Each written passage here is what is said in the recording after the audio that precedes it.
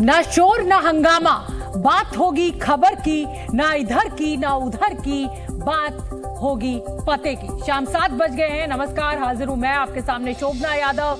सबसे पहले नजर टॉप 4 बड़ी खबरों पर। महाराष्ट्र के कोल्हापुर में व्हाट्सएप पर औरंगजेब की फोटो लगाने पर विरोध जताने के लिए हिंदूवादी संगठनों ने प्रदर्शन किया। प्रदर्शनकारी बेकाबू हुए तो पुलिस को लाठीचार्ज करना पड़ा। लखनऊ के कैसरबाग कोर्ट परिसर में एक गैंगस्टर की गोली मारकर हत्या कर दी गई। मुख्तार अंसारी गैंग के शूटर जीवा पर कृष्णानंद राय की हत्या का आरोप था। तीसरी बड़ी खबर, केंद्र सरकार ने अरहर दाल सहित 17 खरीफ फसलों पर एमएसपी बढ़ा दी है। इसे मोदी सरकार की तरफ से किसानों को बड़ा तोहफा माना जा रहा है और आंदोलनकारी पहलवानों से खेल मंत्री अनुराग ठाकुर ने 6 घंटे बातचीत कर पूरे विवाद को सुलझाने की एक बड़ी पहल की। इसी मामले में खाप पंचायत ने 6 मांगों को लेकर सरकार को चेतावनी भी दी। लखनऊ के SC/ST कोर्ट में ताबड़तोड़ गोलियां चली और गैंगस्टर संजीव जीवा को मौत के घाट उतार दिया गया।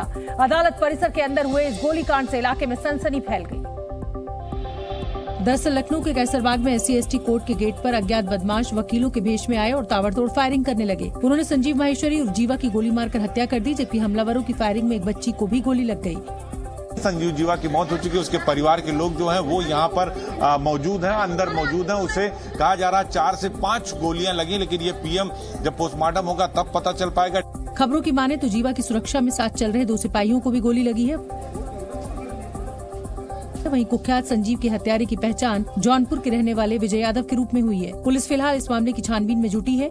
डीसीपी राहुल राज जो पश्चिमी थे यहाँ पर आए थे, अंदर से निकलकर उन्होंने कहा कि हत्या की गई है, हत्या करने वाले को गिरफ्तार कर लिया गया है, सेमी ऑटोमेटिक गन का इस्तेमाल हुआ है। विजय यादव नाम का जो शूटर है उसे अरेस्ट किया गया, उससे पुलिस पूछताछ कर रही है। जी न्यूज को मिली जानकारी के मुताबिक गैंगस्टर संजीव की पत्नी पायल महेश्वरी ने कुछ दिन पहले ही अपने पति की हत्या की आशंका जताई थी। यही नहीं, राष्ट्रीय लोकदल के टिकट पर 2017 में विधानसभा चुनाव लड़ चुकी पायल महेश्वरी ने पुलिस से सुरक्षा भी मांगी थी। अदालत परिसर में हत्याकांड पर पुलिस का बयान भी सामने आ गया है। सुनिए पुलिस का क्या कुछ कहना है। सर क्या निकल कर आया, अभी क्या पोजीशन है? जो भी डॉक्टर से बात हुई है तो इसकी डेथ डिक्लेयर की गई है, मौत हो गई है। हाँ। कितनी गोली लगी है सर कुछ? अब ये अभी तो पता नहीं चला है, पता चल जाएगा। गोलियां लगी हैं। जिसने हत्या की उसकी गिरफ्तारी कर दी, कहा जा रहा विजय यादव नाम का जौनपुर का। हाँ, उसके बारे में हम लोग जानकारी कर रहे हैं। जो अभी तक पता चला है कि वो पकड़ा गया है। संजीव जीवा कृष्णानंद राय हत्याकांड में आरोपी था। वो मुन्ना बजरंगी और मुख्तार अंसारी का करीबी बताया जाता है, लेकिन जिस तरह संजीव जीवा को दिन दहाड़े कोर्ट कैंपस में गोली मारी गई उससे हड़कंप मच गया। प्रयागराज हत्याकांड के बाद इस सनसनीखेज वारदात से पुलिस की कार्यशैली पर सवाल उठने लगे। वकीलों का गुस्सा फूट पड़ा और वो धरने पर बैठ गए।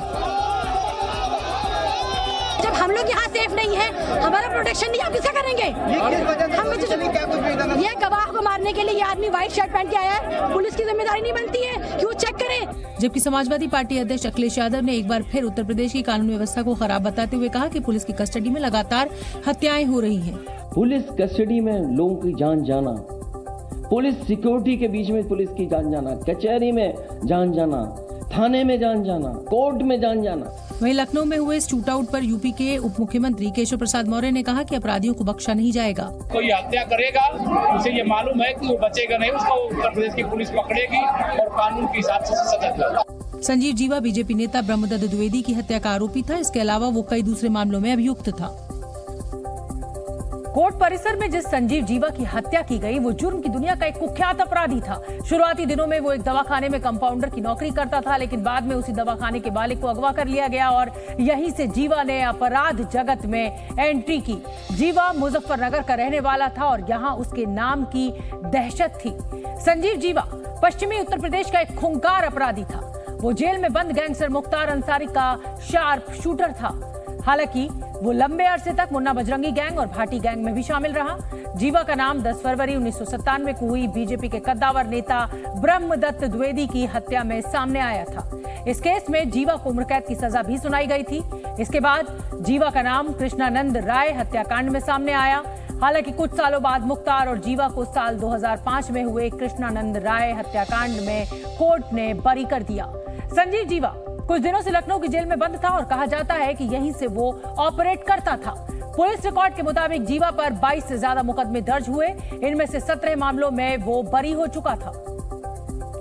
लखनऊ शूटआउट मामले में एक बड़ी खबर इस समय आ रही है, वो आपको बता दें। गैंगस्टर संजीव जीवा के शव का पोस्टमार्टम किया जाएगा। शव को पोस्टमार्टम के लिए अस्पताल भेज दिया गया है। तो सबसे अहम बात यह है कि पोस्टमार्टम की वीडियोग्राफी भी कराई जाएगी। हालांकि पिछले कई जो इस तरीके के हाई प्रोफाइल केसेस रहे या इस तरीके के हत्याकांड हुए, उसमें पोस्टमार्टम में अमूमन ये वीडियोग्राफी कराई जाती है ताकि किसी भी तरीके के सवाल की कोई गुंजाइश ना बचे। डॉक्टर्स की एक टीम बनाई गई है जिसको ये पोस्टमार्टम करना है। उत्तर प्रदेश के संभल में तालिबानी अंदाज में पिटाई का एक वीडियो खूब वायरल हो रहा है। वीडियो में एक युवक को कुछ लोग खंबे से बांधकर लाठी से पीटते नजर आ रहे हैं और पिटाई की वजह से युवक चीख रहा था। एक युवक खंबे से बंधे शख्स पर लगातार लाठियां बरसा रहा था। जब भी लाठी पड़ती, खंबे से बंधा शख्स चीख उठता। इस बीच भीड़ वहां तमाशा देख रही थी। 2 युवकों को बिजली के खंबे से बांधकर पिटाई की गई। इस वीडियो के वायरल होने के बाद पुलिस महकमे में हड़कंप मच गया। खुलेआम कानून हाथ में लेकर बीच चौराहे पर तालिबानी तरीके से पिटाई हो रही थी। इस वीडियो के सामने आने के बाद सवाल उठने लगे कि क्या यहाँ कानून का खौफ खत्म हो गया है। वीडियो वायरल होने के बाद पुलिस ने आनन फानन में केस दर्ज कर 3 आरोपियों को गिरफ्तार कर लिया। दरअसल ये मामला 28 मई का है, जब संभल के हयातनगर थाने इलाके में 2 युवकों पर छेड़खानी का आरोप लगा था। युवती के परिजन की शिकायत के बाद छेड़खानी के दोनों आरोपी युवकों को गिरफ्तार कर जेल भेज दिया गया। इस वक्त तक आरोपियों की खंबे से बांधकर पिटाई किए जाने की जानकारी पुलिस के संज्ञान में नहीं आई थी। छेड़छाड़ के आरोपियों की पिटाई की घटना के 10 दिन बाद युवकों को खंबे से बांधकर पिटाई की जाने का वीडियो सोशल मीडिया पर वायरल हुआ तो पुलिस हरकत में आई और कानून हाथ में लेने वाले आरोपी श्रीनिवास, जगतपाल और सचिन को गिरफ्तार कर जेल भेज दिया। आरोपी सचिन का कहना है कि युवक उसकी बहन के साथ छेड़खानी कर रहे थे, इसलिए उसने पिटाई की। बहन के साथ छेड़छाड़ कर रहे थे, इसीलिए गुस्सा आने पर। अब इस घटना में छेड़खानी के आरोपी दोनों युवक और आरोपी पिटाई करने वाले तीनों युवक जेल में हैं। मेरठ में दिन दहाड़े एक महिला वकील की हत्या से सनसनी फैल गई। बदमाशों ने महिला वकील अंजलि गर्ग को उनके घर के सामने ही गोली मार दी। ये वारदात उस वक्त अंजाम दी गई जब वकील अंजलि गर्ग दूध लेकर घर लौट रही थी। वो जैसे ही अपने घर के गेट पर पहुंची, अज्ञात हमलावरों ने उन्हें गोली मार दी।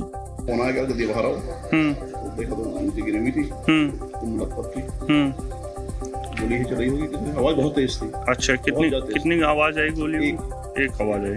आसपास के लोग कुछ समझ पाते उससे पहले ही हमलावर इस हत्याकांड को अंजाम देकर फरार हो गए। इसके बाद पड़ोसियों ने पुलिस को बुलाया, जिसने वकील अंजलि गर्ग का शव पोस्टमार्टम के लिए भेजकर मामले की तफ्तीश शुरू कर दी। प्राथमिक छानबीन में पारिवारिक विवाद का प्रकरण संरक्षित हो रहा है। अन्य बिंदुओं पर भी छानबीन की जा रही है। महिला के मायके वालों को सूचित कर दिया गया। वहीं पुलिस के मुताबिक अंजलि गर्ग अपने पति से अलग रह रही थी। पेशे से वकील अंजलि गर्ग का अपने पति और ससुराल वालों से संपत्ति को लेकर विवाद चल रहा था, जबकि अंजलि पहले भी अपनी हत्या की आशंका जता चुकी थी। 22 जून को प्रधानमंत्री नरेंद्र मोदी अमेरिकी संसद को संबोधित करेंगे। प्रधानमंत्री नरेंद्र मोदी 22 जून को अमेरिकी संसद के संयुक्त सत्र को संबोधित करेंगे। पीएम मोदी ने प्रतिनिधि सभा के अध्यक्ष केविन मैकार्थी को ट्वीट कर निमंत्रण के लिए आभार जताया। पीएम मोदी इससे पहले 2016 में भी संयुक्त सत्र को संबोधित कर चुके हैं। जम्मू कश्मीर के पुंछ में एक पाकिस्तानी पैसेंजर प्लेन भारतीय हवाई सीमा में दाखिल हुआ। सुरक्षा प्रोटोकॉल का पालन करते हुए पैसेंजर प्लेन को सीमा से बाहर निकाला गया। झारखंड के बोकारो में एक बड़ा रेल हादसा होने से टल गया। दरअसल एक ट्रैक्टर ट्रॉली रेल गेट पर फंस गई और उसी दौरान वहां से राजधानी एक्सप्रेस निकली, जिससे ट्रैक्टर की टक्कर हो गई। गनीमत रही कि लोको पायलट ने समय रहते ट्रेन की रफ्तार धीमी कर दी और बड़ा हादसा होने से टल गया। जबलपुर में एलपीजी ले जा रही मालगाड़ी हादसे का शिकार हो गई। मालगाड़ी की 2 बोगियां पटरी से उतर गई। घटना की सूचना मिलने पर अधिकारी तुरंत मौके पर पहुंचे और बहाली का काम शुरू किया गया। महाराष्ट्र के कोल्हापुर में औरंगजेब और टीपू सुल्तान को लेकर आज जमकर बवाल हुआ। विरोध में हिंदू संगठनों ने आज कोल्हापुर में बंद बुलाया था।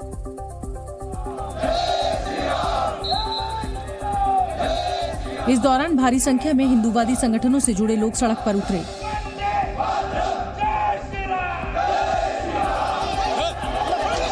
लेकिन कुछ देर बाद हालात बिगड़ गए और पुलिस को भीड़ पर लाठीचार्ज करना पड़ा।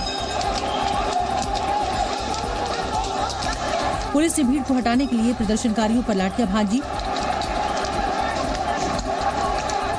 लाठीचार्ज की वजह से प्रदर्शनकारी बदहवास होकर इधर उधर भागने लगे। दरअसल कोल्हापुर के शिवाजी चौक में भारी भीड़ जमा हुई और नारेबाजी करते हुए आगे बढ़ने लगी। पुलिस के मुताबिक कोल्हापुर के कई इलाकों में प्रदर्शनकारियों ने पथराव और तोड़फोड़ की। इससे पूरे शहर में हालात तनावपूर्ण हो गए। शहर में बहुत जगह पर यहाँ पर ये प्रदर्शनकारी आंदोलनकारी जो है वो फैले हुए हैं। जहाँ पर मौका मिलता है वहाँ पर वो लोग आंदोलन करते हुए रास्ते पे निकल रहे हैं और जहाँ पर संभव है वहाँ पर तोड़फोड़ कर रहे हैं।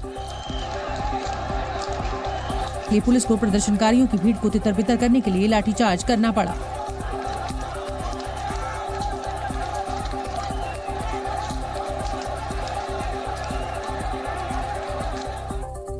दरअसल मंगलवार को टीपू सुल्तान की तस्वीर पर ऑडियो लगाकर कुछ नाबालिग लड़कों ने सोशल मीडिया पर एक पोस्ट डाला था। इसके विरोध में हिंदू संगठनों ने कोल्हापुर बंद का ऐलान किया था और वो सोशल मीडिया पर पोस्ट डालने वालों के खिलाफ कार्रवाई की मांग कर रहे थे। मंगलवार को भी हिंदूवादी संगठनों ने प्रदर्शन किया था, लेकिन आज उन्होंने बंद का ऐलान करते हुए प्रदर्शन किया।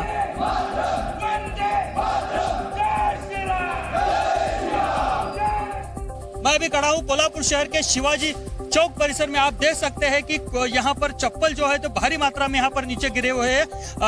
शुरुआत में हम लोग देख सकते हैं कि शिवाजी चौक परिसर में ये सब लोग जमा थे। उसके बाद जो आंदोलन भड़का, जो यहाँ पर लोग जो है स्वैर हो गए। उसके बाद हम लोग देख सकते हैं सामने वाला जो रास्ता है यहाँ पर पहले आंदोलक गए।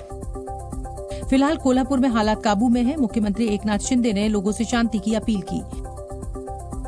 कानून व्यवस्था बनाए रखने के लिए सभी लोगों ने सहयोग करने की आवश्यकता है, ऐसा आह्वान भी मैं करता हूं। और राज्य में सभी लोग शांति से रहे या राज्य में शांति रहे, अमन रहे, इसके लिए सभी लोगों ने सहयोग करने की आवश्यकता है। इस बीच सोशल मीडिया पर विवादित पोस्ट को लेकर 2 लोगों के खिलाफ मामला दर्ज कर लिया गया है। कल जो घटना रिपोर्ट हुई थी कि सोशल मीडिया पे स्टेटस रखने के बारे में, अकॉर्डिंगली उसमें क्राइम रजिस्टर हो चुके हैं। उसमें जो लीगल एक्शन है that we have initiated. Kolhapur में भारी संख्या में पुलिस बल तैनात है। इलाके में शांति बनाए रखने के लिए पुलिस की टीमें गश्त भी कर रही हैं। ये मामला तब शुरू हुआ था जब बीते रविवार को महाराष्ट्र के अहमदनगर जिले में उर्स के जुलूस में औरंगजेब का पोस्टर लहराया गया था। औरंगजेब के पोस्टर ने विवाद का रूप ले लिया है,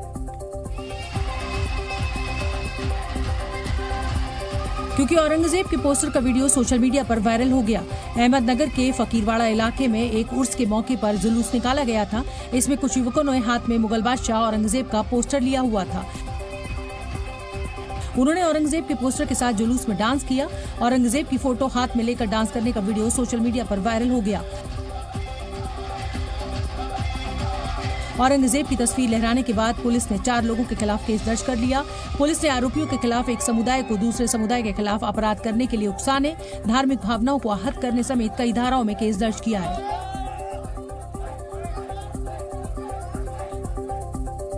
औरंगजेब के पोस्टर को लेकर महाराष्ट्र की सियासत एक बार फिर गर्मा गई है। बीजेपी का कहना है कि शिवाजी की धरती पर औरंगजेब की तारीफ को बर्दाश्त नहीं किया जाएगा। और महाराष्ट्र के उप मुख्यमंत्री देवेंद्र फडणवीस ने कहा कि महाराष्ट्र में औरंगजेब का नाम लेने वालों को माफी तक नहीं दी जाएगी। औरंगजेबाचे फोटो जर कोणी झळकवत असेल तर हे इथे मान्य केलं जाणार नाही। या देशामध्ये आणि विशेषतः महाराष्ट्रामध्ये आमचं आराध्य दैवत छत्रपती शिवाजी महाराज आणि धर्मवीर छत्रपती संभाजी महाराजच असू शकतात। कोणी औरंग्याचं नाव घेत असेल तर त्याला त्या ठिकाणी माफी नाही। वहीं बीजेपी विधायक नितेश राणे ने औरंगजेब की तस्वीर का विरोध करते हुए भड़काऊ बयान दिया। अगर इनको औरंगजेब की इतनी याद आ रही है तो औरंगजेब के पास भेजने का की बुलेट ट्रेन हमारे पास तैयार है। महाराजांच्या अस्मितेसाठी आणि हिंदू समाजाच्या संरक्षणासाठी आम्हाला उद्या तलवार पण हातात घ्यायला लागली तर घ्यायला आम्ही तयार। लेकिन एनसीपी अध्यक्ष शरद पवार ने औरंगजेब की तस्वीर के खिलाफ हंगामा करने वालों पर निशाना साधते हुए इसे बेवजह का मुद्दा बताया। द गिविंग प्लेज मुहिम में ब्रोकरेज फर्म जिरोधा के को फाउंडर निखिल कामत भी शामिल हो गए हैं। अजीम प्रेमजी, किरण मजूमदार शॉ, रोहिणी और नंदन नीलेकणी के बाद निखिल कामत अब इसमें शामिल होने वाले चौथे भारतीय हैं। इसमें शामिल लोग समाज की भलाई के लिए अपनी संपत्ति का ज्यादातर हिस्सा दान कर देते हैं। बताया जा रहा है कि जीरोधा के को-फाउंडर निखिल कामत ने अपनी आधी संपत्ति दान करने का फैसला लिया है। वो जलवायु परिवर्तन, ऊर्जा, शिक्षा और स्वास्थ्य जैसे क्षेत्रों में योगदान करने की योजना बना रहे हैं। इसके साथ ही Nikhil Kamath the giving pledge मुहिम में शामिल होने वाले भारत के सबसे कम उम्र के शख्स बन गए हैं। फोर्ब्स के मुताबिक 35 साल के निखिल कामत की कुल संपत्ति $1.1 बिलियन यानी करीब 9,000 करोड़ रुपए है। द गिविंग प्लेज मुहिम में अब तक 29 देशों की 240 हस्तियां शामिल हो चुकी हैं। वित्त वर्ष 2021 और 2022 में कामत ने 100 करोड़ रुपए दान किए थे और इसी वजह से वो भारत में 9वें सबसे बड़े दानदाता बन गए हैं। ओडिशा के बालासोर में हुए ट्रेन हादसे के बाद कोरोमंडल एक्सप्रेस की सेवाएं एक बार फिर से शुरू हो गई हैं। जिस जगह पर 3 ट्रेन आपस में टकराई थी वहां रूट क्लियर कर दिया गया है। और ओडिशा के बालासोर में हुए दर्दनाक हादसे के बाद कोरोमंडल एक्सप्रेस एक बार फिर पटरी पर लौट आई। कोरोमंडल एक्सप्रेस बुधवार को कोलकाता के शालीमार रेलवे स्टेशन से दोपहर 3:20 पर रवाना हुई और शाम 7 बजे बहनागा रेलवे स्टेशन पहुंची। बहनागा रेलवे स्टेशन वही जगह है जहां पर 2 जून को ट्रिपल ट्रेन हादसा हो गया था और मालगाड़ी समेत 3 ट्रेनें आपस में टकरा गई थी।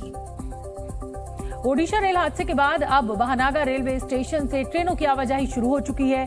यहां एक के बाद एक ट्रेनें दौड़ती नजर आई और रविवार की रात अप और डाउन दोनों लाइनों के बहाल होने के बाद से अब तक वंदे भारत एक्सप्रेस सहित करीब 80 ट्रेनें बहनागा बाजार स्टेशन से गुजर चुकी हैं। आज सुबह भी धामरा पोर्ट से लोड की गई एक मालगाड़ी बहनागा बाजार स्टेशन की लूप लाइन से गुजरी। इस दौरान मालगाड़ी की रफ्तार बेहद धीमी थी क्योंकि वहां पर रेलवे ट्रैक की मरम्मत का काम चल रहा है। वहीं इसी दौरान एक यात्री ट्रेन भी बहनागा रेलवे स्टेशन के पास पटरियों पर दौड़ती नजर आई। 2 जून को हुए भीषण ट्रेन हादसे के बाद रेल सेवाएं तो चालू कर दी गई हैं, लेकिन जिस जगह पर हादसा हुआ था वहां से मलबा हटाने का काम अब भी जारी है।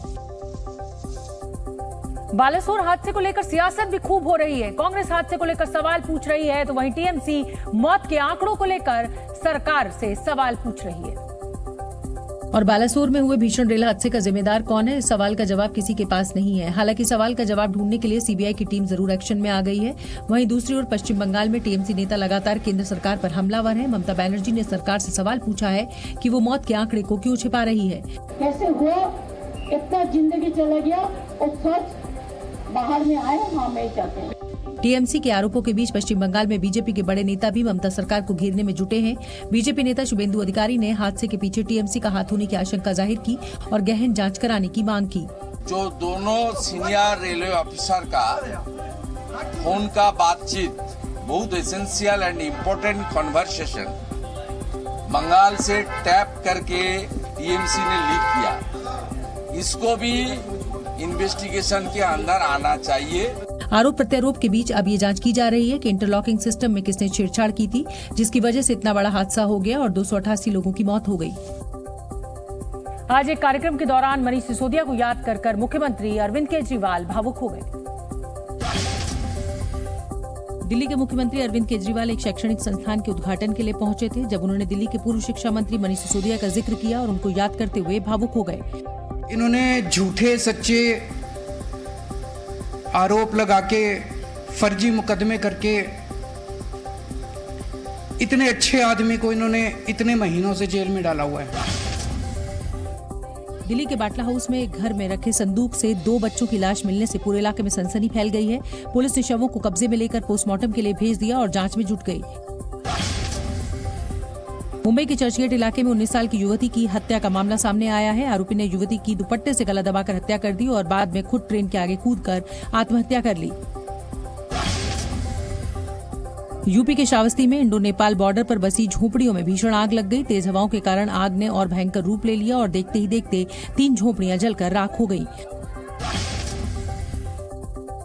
जौनपुर में शातिर बदमाशों ने खास तरीके से लूट की घटना को अंजाम दिया। गिरोह ने गोल्ड लोन के नाम पर बैंक में नकली सोना गिरवी रखा और उसके बदले मिले लगभग 92 लाख रुपए लेकर फरार हो गए। पुलिस ने केस दर्ज कर तफ्तीश शुरू कर दी है। बाइक पर स्टंटबाजी के मामले में अब लड़कियां भी पीछे नहीं रही। रील बनाकर उसे सोशल मीडिया पर वायरल करना देहरादून में एक भाई बहन को भारी पड़ गया। दोनों भाई बहन अब एक और वजह से वायरल हो गए और इसकी वजह इस वायरल वीडियो ने दी, जिसमें बाइक का हैंडल छोड़कर ट्रैफिक नियमों को तोड़ और जान जोखिम में डालकर फर्राटा भरती एक लड़की दिखी।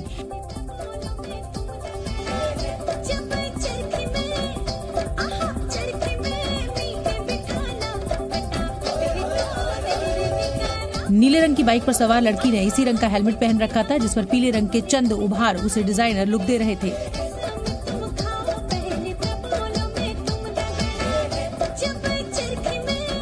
देहरादून की सड़क पर ये लड़की एक मशहूर पहाड़ी गाना क्रीम पाउडरा पर मगन होकर डांस करती नजर आई। हर अंदाज ऐसा मानो वो किसी फिल्म की शूटिंग में हिस्सा ले रही हो। रील बनाने का मकसद सोशल मीडिया पर इसे वायरल करना था और ऐसा ही हुआ।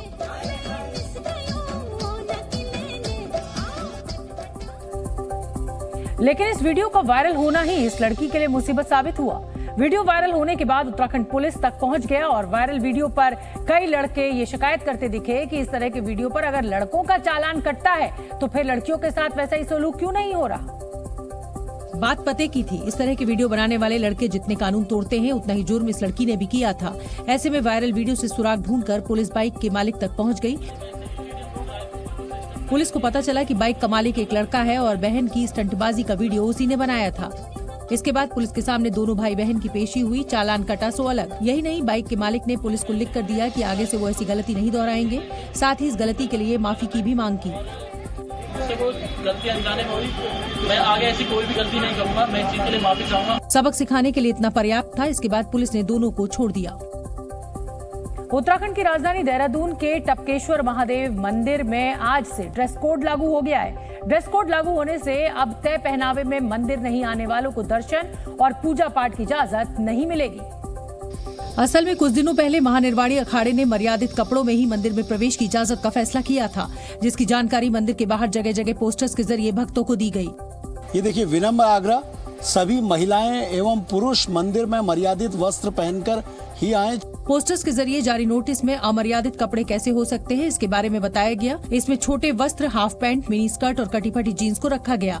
महानिर्वाणी अखाड़े के इस फैसले का असर भक्तों पर भी दिखा और दर्शन के लिए पहुंचे तमाम भक्त परंपरागत भारतीय पहनावे में नजर आए। भक्त मंदिर प्रबंधन के इस फैसले को सही ठहराते भी दिखे। बिल्कुल सही बात है सर, जब हम ही हमारे धर्म का सम्मान नहीं कर सकते तो दूसरे हमारे धर्म का सम्मान कैसे करेंगे। ज्यादातर भक्तों ने सभी मंदिरों में ऐसे नियम बनाए जाने की जरूरत बताई। और इस समय की बड़ी खबर आपको बता दें, पटना में विपक्ष की बैठक की नई तारीख का ऐलान हो गया है। 23 जून को पटना में अब ये बैठक होगी। इस बैठक में राहुल गांधी और कांग्रेस अध्यक्ष मल्लिकार्जुन खड़गे भी शामिल होंगे। इसके अलावा मुख्यमंत्री ममता बनर्जी, अखिलेश यादव, शरद पवार, मुख्यमंत्री अरविंद केजरीवाल, एमके स्टालिन, उद्धव ठाकरे, हेमंत सोरेन समेत विपक्ष के कई दिग्गज नेता हिस्सा लेंगे। ये बैठक अभी होनी थी लेकिन इसको टाल दिया गया था क्योंकि राहुल गांधी विदेश दौरे पर थे और मल्लिकार्जुन खड़गे भी इस बैठक का हिस्सा नहीं बन पा रहे थे। और अब ये नई तारीख सामने आ गई है, 23 जून को अब ये बैठक होगी। माननीय नेता हैं, मुख्यमंत्री हैं कई, उनको असुविधा हो रही थी उस तिथि को यहाँ आने में, इसलिए अब यह तय हो गया है कि 23 जून को पटना में विपक्षी दलों की बैठक होगी, जिसमें सभी दलों की सहमति प्राप्त हो गई है। रूस और यूक्रेन के बीच जारी जंग ने एक बार फिर खतरनाक मोड़ ले लिया है। यूक्रेन का सबसे बड़ा काखोकवा डैम तबाह हो गया है। रूसी सेना ने आरोप लगाया है कि डैम यूक्रेन के हमले से तबाह हुआ, जबकि यूक्रेन ने कहा कि डैम पर रूस ने हमला किया। वैसे काखोकवा डैम नॉर्थ यूक्रेन में नाइपर नदी पर बना है और फिलहाल वहां रूस का कब्जा है। ऐसे में आशंका जताई जा रही है कि रूस ने इस बांध को उड़ा दिया ताकि यूक्रेन के शहर सैलाब में समा जाएं। सैटेलाइट तस्वीरों से भी तस्दीक हुई कि डैम के तबाह होने से 2 दर्जन से अधिक गांवों में बाढ़ आ गई। जहां पहले आबादी और हरियाली नजर आती थी वहां सब कुछ जलमग्न हो गया। काखोकवा डैम के तबाह होने से 42,000 लोग बाढ़ के खतरे की जद में आ गए। यूक्रेन शासित कुल 24 गांव सैलाब में समा गए, जबकि 300 जानवर मारे गए। बांध का पानी कई इलाकों में फैल गया, जिसके बाद आसपास के गांव खाली कराने पड़े। बांध टूटने के बाद राष्ट्रपति व्लादिमीर जेलेंस्की ने इमरजेंसी बैठक बुलाई और इसे रूस की नापाक साजिश करार दिया। काखोकवा डैम के तबाह होने के बाद खैरसॉन को अलर्ट पर डाल दिया गया है। चूंकि खैरसॉन के ज्यादातर हिस्से रूस के कब्जे में है, इसलिए हर किसी तक यूक्रेन की सरकार मदद नहीं पहुंचा पा रही। ऐसे में खैरसॉन के लोग अपनी मदद खुद ही करने को मजबूर हैं। सड़कों पर जमे पानी के बीच से होते हुए लोग सुरक्षित इलाकों की ओर जाते दिखे। रूस यूक्रेन युद्ध में सैलाब बम से त्रस्त हुए बच्चे, बूढ़े और जवान अपना घर बार छोड़कर भागते नजर आए। Плавает вся мебель, холодильники, продукты, все цветы. Все плавает. Что работать, ничего не знаю. रूसी सेना की मौजूदगी के बीच यूक्रेनी अधिकारी 17,000 से अधिक लोगों को सैलाब से निकालने के मिशन में जुटे हैं। वहीं यूक्रेन ने अनुमान लगाया कि लगभग 100 गांवों और कस्बों में बाढ़ का पानी घुस जाएगा और 5-7 दिनों के बाद ही इसके स्तर में गिरावट आएगी। नॉर्थ यूक्रेन में नाइपर नदी पर बना काखोव्का डैम 30 मीटर लंबा है और 3.2 किलोमीटर इलाके में फैला हुआ है। इसे सोवियत शासन के दौरान 1956 में बनाया गया था। लेकिन सबसे अहम बात यह है कि इसी डैम से क्रीमिया और ज़पोरिज़िया न्यूक्लियर प्लांट में पानी पहुंचाया जाता है। इसी बांध से ज़पोरिज़िया स्थित यूरोप के सबसे बड़े परमाणु संयंत्र के लिए ठंडा पानी मुहैया कराया जाता है। हालांकि इंटरनेशनल एटॉमिक एनर्जी एजेंसी ने दावा किया है कि ज़पोरिज़िया न्यूक्लियर पावर प्लांट को काखोव्का डैम के तबाह होने से कोई नुकसान नहीं होगा। परमाणु संयंत्र को ठंडा पानी पहुंचाने की पर्याप्त व्यवस्था है। But one thing is clear. This is another devastating consequence of the Russian invasion of Ukraine. And we are seeing the effects in the city of Kherson, the town of Nova Kakhovka, and 80 other towns and villages along the Dnipro River. लेकिन संयुक्त राष्ट्र ने Kakhovka dam की तबाही पर कड़ी प्रतिक्रिया दी और इसे रूस की ओर से यूक्रेन पर आक्रमण बताया। जिस नोवा काखोव्का डैम को तबाह करने पर रूस और यूक्रेन आमने सामने है, उसे 1941 में भी ध्वस्त किया गया था। 29 अगस्त 1941 को तत्कालीन सोवियत संघ के प्रवक्ता लोजोवस्की ने मीडिया को एक बयान दिया था। उन्होंने बताया था कि ज़पोरिज़िया में नाइपर नदी पर बने बांध को तबाह कर दिया गया है ताकि वो नाजी डाकुओं के हाथ न लगे। बांध तबाह कर यूएसएसआर ने जर्मन सेना को आगे बढ़ने से रोकने की कोशिश भी की थी। बांध को सोवियत संघ ने अपने पहले 5 ईयर प्लान यानी पंचवर्षीय योजना के तहत बनाया था। काखोव्का डैम को दोबारा बनाने में 8 साल का वक्त लगा था। इससे नाइपर नदी के दोनों तरफ पानी की आपूर्ति को पूरा किया जाता था। राजस्थान के जैसलमेर का एक वीडियो सोशल मीडिया पर खूब वायरल हो रहा है। सगाई टूटने से लड़का इतना बौखलाया कि उसने लड़की को अगवा कर लिया और फिर खेत में ले जाकर ही लड़की के साथ जबरन 7 फेरे ले लिए, जिसका वीडियो अब तेजी से वायरल हो रहा है। वीडियो में दिखा कि भरी दोपहरी में शादी हो रही है। मैदान में सूखी घास जलाकर एक सनकी युवक लड़की को गोद में उठाकर 7 फेरे लेते दिखा। लड़की चीखती चिल्लाती रही, छोड़ने की गुहार लगाती रही, लेकिन लड़के के ऊपर तो सनक सवार थी। उसने लड़की को गोद में उठाया और 7 फेरे की रस्म पूरी कर ली। आरोपी युवक का नाम पुष्पेंद्र सिंह है और ये जिस लड़की को किडनैप करके शादी करने की कोशिश कर रहा है, उसके साथ उसकी शादी होनी थी। लेकिन ऐन मौके पर लड़की का मन बदल गया और वो किसी और से ब्याह रचाने की तैयारी में थी और यही बात इस किडनैपर से बर्दाश्त नहीं हुई और उसने इस तरह का प्लान बना दिया। पुष्पेंद्र अपने साथ कई लोगों को साथ लेकर लड़की का अपहरण करने पहुँच गया और भरी दोपहरी में लड़की से जबरन शादी कर ली। जैसलमेर में उठ रहे रेतीले तूफानों ने लोगों की परेशानियां बढ़ा दी है। राजस्थान के जैसलमेर में उठ रहे रेतीले तूफानों ने प्रदेश के कई राज्यों के अलावा दूसरे राज्यों को भी अपने आगोश में ले लिया है। विजिबिलिटी कम होने के कारण सड़क हादसों का खतरा बढ़ गया है। केंद्र सरकार ने किसानों को बड़ा तोहफा देते हुए खरीफ फसलों की एमएसपी बढ़ाने की मंजूरी दे दी है। अरहर, मूंग और उड़द समेत कई फसलों की एमएसपी बढ़ाई गई। कांग्रेस महासचिव प्रियंका गांधी 12 जून को मध्य प्रदेश का दौरा करेंगी। प्रियंका जबलपुर में नर्मदा पूजन के कार्यक्रम में भी शामिल होंगी। वहीं बाद में एक जनसभा को संबोधित करेंगी। बता दें, मध्य प्रदेश में विधानसभा चुनाव इसी साल नवंबर में होना है। बीजेपी अध्यक्ष जेपी नड्डा नोएडा में टिफिन पर चर्चा कार्यक्रम में शामिल हुए। बीजेपी अध्यक्ष ने कार्यकर्ताओं के साथ खाना खाया और 2024 चुनाव की रणनीति को लेकर चर्चा भी की।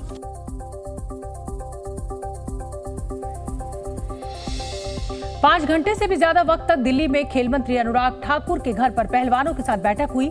इस बैठक में सरकार और पहलवानों के बीच 15 दिन के लिए सहमति बन गई।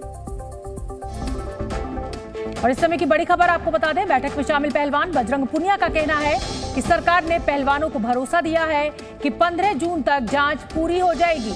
बजरंग पुनिया का यह भी कहना है कि सरकार ने उनसे अपील की है कि पहलवान 15 जून तक प्रदर्शन ना करें। वहीं बजरंग पुनिया का यह भी कहना है कि खिलाड़ियों के ऊपर जो एफआईआर दर्ज हुई है उसे भी सरकार वापस लेने पर सहमत हो गई है। बजरंग पुनिया ने जानकारी दी कि सरकार के प्रस्तावों को वो खाप किसान सहित सभी संगठनों के सामने रखकर कोई फैसला लेंगे। यानी 15 जून तक अब प्रदर्शन नहीं होगा, आंदोलन नहीं होगा। बजरंग पुनिया ने ऐसा कहा कि सरकार ने उनको आश्वासन दिया है और खिलाड़ियों के खिलाफ जो एफआईआर दर्ज की गई है उसको भी निरस्त किया जाएगा।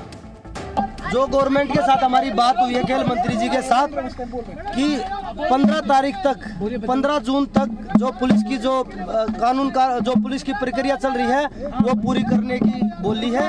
और उन्होंने बोला कि 15 तारीख तक आप कोई भी प्रोटेस्ट ना करें। तो हमने जो उन्होंने प्रपोजल कुछ बिंदुओं में बात हुई कि खिलाड़ियों का सुरक्षा का ध्यान रखा जाएगा, महिला खिलाड़ियों का भी और पुरुष खिलाड़ियों का भी, और जितने भी केस खिलाड़ियों के ऊपर हुए हैं वो वापस लिए जाएंगे। तो वो चीजें सरकार ने मानी है। और जो हमारे साथ बातचीत हुई है वो हम जो हमारे समर्थक हैं, खाप चौधरी हैं, जितने भी हमारे साथ संगठन जुड़े हैं, चाहे वो महिला संगठन है चाहे वो किसान संगठन है, हम सब के सामने वो प्रस्ताव रख देंगे। 1-2 दिन में हम उनकी सहमति उनसे बात करके उनको बता देंगे कि ये चीजें बात हुई है, ये चीजें हम बात हुई है। अब सवाल उठता है कि सरकार पहलवानों के मामले को सुलझाने के लिए अचानक इतनी एक्टिव कैसे हो गई। शनिवार को भी गृह मंत्री अमित शाह ने पहलवानों के साथ मुलाकात की थी और खेल मंत्री के साथ पहलवानों की ये दूसरी बैठक थी। पहले भी एक बार बातचीत हो चुकी है लेकिन कोई नतीजा नहीं निकला था। लेकिन सूत्रों के मुताबिक प्रधानमंत्री मोदी के अमेरिका दौरे से पहले सरकार इस पूरे मामले का समाधान निकालना चाहती है। सरकार इस विवाद को और लंबा नहीं खींचना चाहती है। सूत्रों की माने तो बीजेपी को भी लगता है कि विवाद लंबा खींचने से नुकसान हो रहा है। बीजेपी को जाट वोटों की नाराजगी का भी डर सता रहा है। इस विवाद में खापों के कूदने से भी पार्टी की परेशानी बढ़ गई है। 28 मई को पहलवानों को जिस तरह पुलिस ने घसीटा और उसकी तस्वीर से अंतर्राष्ट्रीय स्तर पर भी भारत की छवि पर असर पड़ा है। विपक्ष भी इस मुद्दे पर बीजेपी के खिलाफ माहौल बनाने में जुटा हुआ है। इसलिए सरकार चाहती है कि इस मामले का जल्द समाधान हो जाए। हालांकि रेसलर साक्षी मलिक का कहना है कि वो बड़े बूढ़ों की सलाह के बगैर कोई फैसला नहीं लेंगे। ये प्रपोजल दिया है, हम अपने बड़े बूढ़ों को दिखाएंगे, जो हमारे संगठन है, हमारे सारे समर्थक हैं, आम पब्लिक से लेके सबके आगे जो प्रपोजल वो हम दिखाएंगे। जब सब एग्री होंगे कि ये प्रपोजल ठीक है तभी हम मानेंगे। यूँ नहीं है कि गवर्नमेंट अगर कुछ भी दे रही है और हम मान के आ जाएंगे और हमारा प्रोटेस्ट एक्ट हो जाएगा, ऐसा बिल्कुल भी नहीं है। वहीं ब्रजभूषण के खिलाफ दिल्ली पुलिस की जांच भी आखिरी चरण में है। पुलिस जल्द ही केस की स्टेटस रिपोर्ट कोर्ट को सौंपेगी। पहलवानों के समर्थन में आज हरियाणा के चरखी दादरी के बलाली गांव में खापों की महापंचायत हुई। महापंचायत में पहलवानों की मांगों को लेकर 21 सदस्यीय कमेटी भी बनाई गई जिसने पहलवानों की मांगों का खुलकर समर्थन किया। महापंचायत में 40 खापों के प्रतिनिधियों के सुझाव सुनने के बाद कमेटी ने ये फैसला किया। ब्रजभूषण की तुरंत गिरफ्तारी हो, सारी खापें और 36 बिरादरी 24 घंटे में किसी भी आदेश के लिए तैयार रहेंगी। देश के सभी खेल फेडरेशन राजनीति से मुक्त हों। महिलाओं के उत्पीड़न के लिए सरकार महिलाओं की अध्यक्षता में कमेटी गठित करे, सभी लोगों को तैयार करे ताकि कोई आंदोलन हो तो बड़ी संख्या में पहुंच सके। महिला कोच ने हरियाणा के पूर्व खेल मंत्री पर यौन उत्पीड़न का आरोप लगाया था, उसे भी इंसाफ मिले। जो सबके सारे देश की डिमांड है, मांग है, खिलाड़ियों के भी पूरे समाज के भी ब्रजभूषण के तुरंत प्रभाव से गिरफ्तारी हो।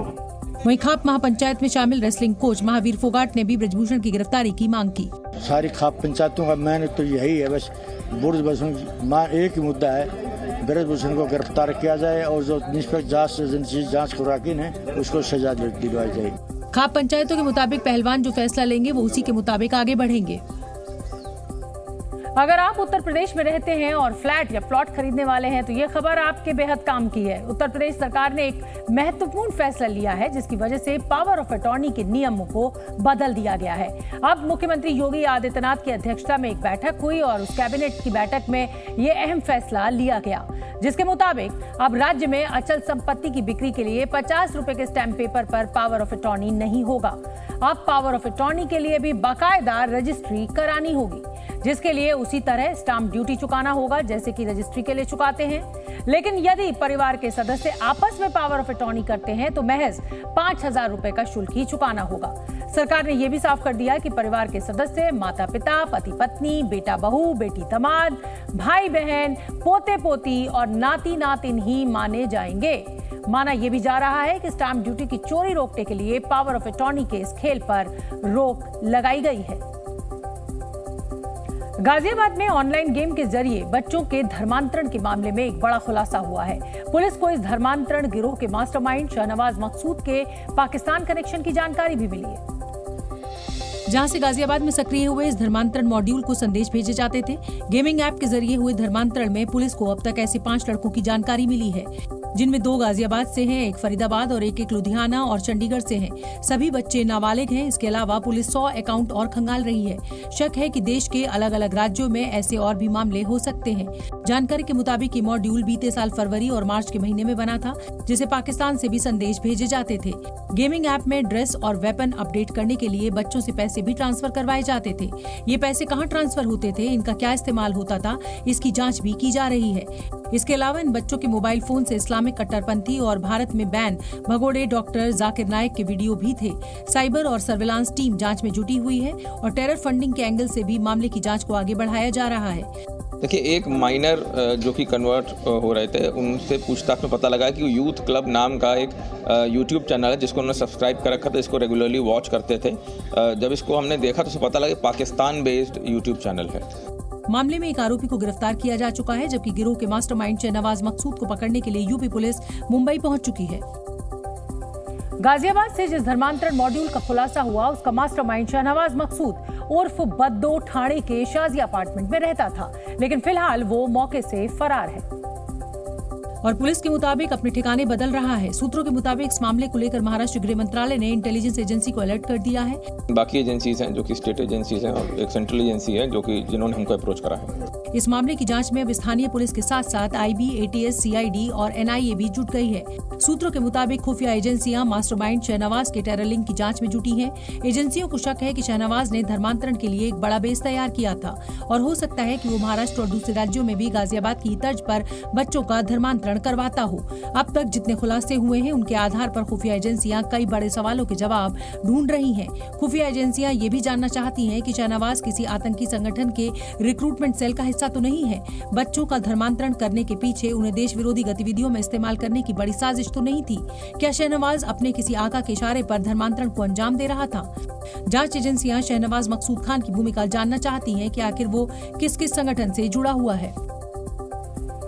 एनआईए से लेकर आईबी तक शहनवाज के टेरर लिंक की जांच में जुट गई है। एजेंसियों के मुताबिक गाजियाबाद के धर्मांतरण रैकेट के तार मध्य प्रदेश के हिजब उत तहरीर धर्मांतरण मॉड्यूल से जुड़ते हुए दिखाई दे रहे हैं। शुरुआती जांच के मुताबिक दोनों मॉड्यूल के काम करने का तरीका और कनेक्शन पाकिस्तान से जुड़ रहा है। पुलिस आरोपी अब्दुल रहमान के साथ साथ पीड़ित परिवारों और उन बच्चों से भी पूछताछ कर रही है। वहीं इस मामले पर ऑल इंडिया मुस्लिम जमात के राष्ट्रीय अध्यक्ष मौलाना मुफ्ती शहाबुद्दीन रजवी बरेलवी का बयान आया है।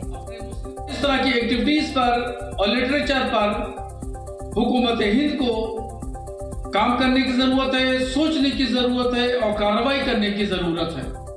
खुलासा होने के बाद कुछ ऐसे परिवार भी सामने आए हैं जिन्होंने किसी तरह अपने बच्चों का धर्मांतरण होने से बचा लिया। हालांकि गेमिंग ऐप जैसे के जरिए बहला फुसलाकर बच्चों का धर्मांतरण करवाने वाले इस रैकेट के पीछे का बड़ा मकसद क्या था, ये जांच पूरी होने के बाद ही सामने आएगा। भारत और ऑस्ट्रेलिया के बीच वर्ल्ड टेस्ट चैंपियनशिप 2023 का फाइनल मुकाबला शुरू हो गया है। टीम इंडिया ने टॉस जीतकर पहले गेंदबाजी का फैसला लिया है और 4 तेज गेंदबाजों के साथ मैदान पर उतरी है। टीम मैनेजमेंट ने ओवल की पिच को देखते हुए अश्विन को प्लेइंग 11 से बाहर रखने का फैसला किया। अश्विन की जगह इस टीम में नहीं बनती थी और अश्विन को टीम ने नहीं खिलाया, तो टीम बिल्कुल सही खिलाई है भारत ने। हमारे पास वो टीम है जो इस मुकाबले को जीत सकती है। WTC फाइनल में विराट कोहली, शमी और जडेजा की तिकड़ी पर सबकी नजर होंगी, क्योंकि ये तीनों ही इंग्लैंड में भारत के टॉप परफॉर्मर्स रहे हैं। कोहली की बात करें तो इन्होंने इंग्लैंड के मैदानों पर 1033 रन बनाए हैं। वो इंग्लिश पिच पर सबसे ज्यादा स्कोर करने वाले भारतीयों की लिस्ट में चौथे नंबर पर है। कोहली इंग्लैंड की पिच पर हर तीसरे मैच में 50 जमाते हैं। यही नहीं, ऑस्ट्रेलिया के खिलाफ भी उनका रिकॉर्ड बेहतरीन है।